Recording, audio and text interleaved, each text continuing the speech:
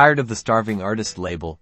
Let's transform your passion into multiple streams of income. First, teaching workshops. Share your skills by hosting in-person or virtual classes. Market these workshops on social media or through local art organizations, and offer beginner, intermediate, or specialized sessions. Next, let's explore selling prints. Create high-quality reproductions of your original artwork and sell them online through platforms like Etsy or your own website. Offer various sizes and framing options to appeal to a broader audience. Licensing your artwork can provide passive income. Partner with companies to use your designs on products like phone cases, fabrics, or greeting cards. Research companies that align with your artistic style and negotiate fair royalty agreements. Creating online courses allows you to reach a global audience. Use platforms like Skillshare or Udemy to teach your art techniques. Film clear, concise videos and offer downloadable resources to enhance the learning experience. So, whether it's teaching, print sales, licensing,